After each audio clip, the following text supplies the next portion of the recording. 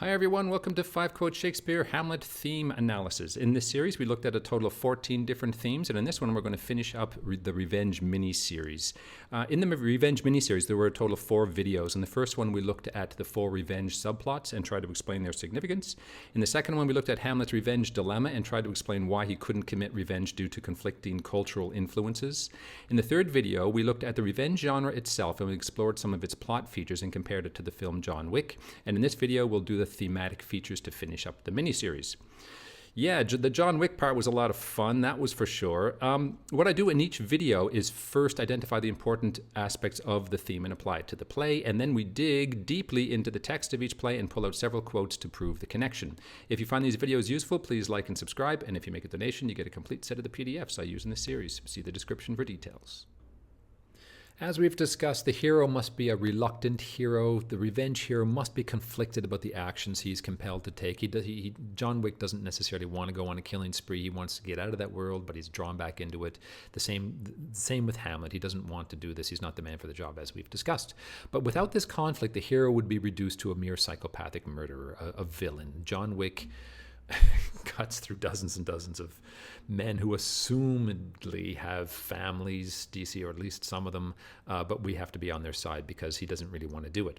So Hamlet's inner demons and reasons for self-hate. Now, Hamlet has much more intense self-hate than John Wick, although John Wick has an element of that, as I'll argue. But Hamlet's are very, very deep, and his reasons and demons are myriad. And in my first video on Hamlet character, there was like 18 different characteristics of Hamlet that I looked at, and I'm going to expand on this series, so come back for that in the future. Hamlet is such a complex character.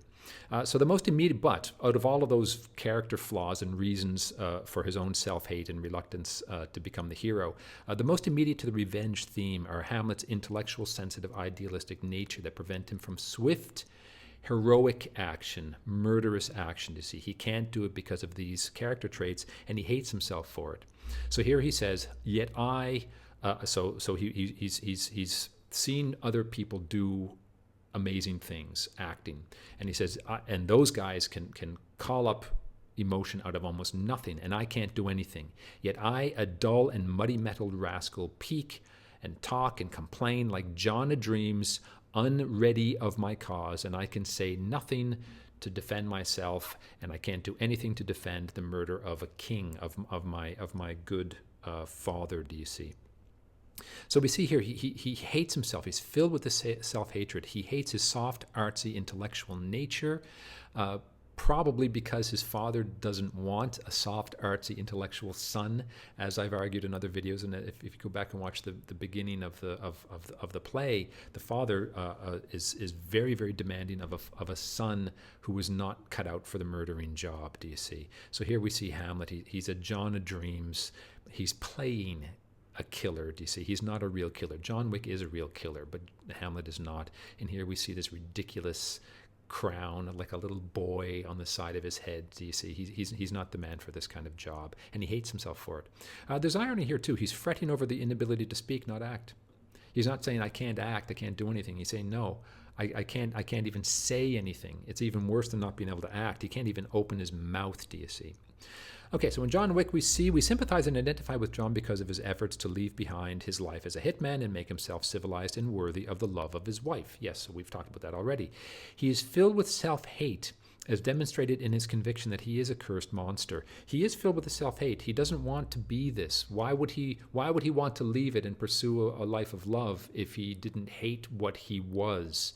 So he hated what he was as a hitman, and he wants to move away from that. But then he gets sucked back into it, and we see the self-hate emerge. The best line in the whole movie was "Do I look civilized to you?" when the hero says, "Come on, John, we have to settle this conflict in a civilized way," and John says, "Do I look civilized to you?" There's an admission here that I'm a monster. Do you see?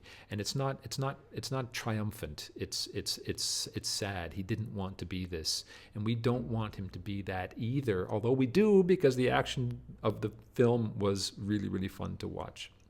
Okay, number 6. Hero stoically expects and accepts death. And that was 5 Quote Shakespeare Hamlet Theme Analysis, the end of the Revenge mini-series. I hope you enjoyed it, and if you did, come back for my next video, Thought versus Action. If you found these videos useful, please like and subscribe. And if you make a donation, you get a complete set of the PDFs I use in this series. See the description for details. Thanks for watching.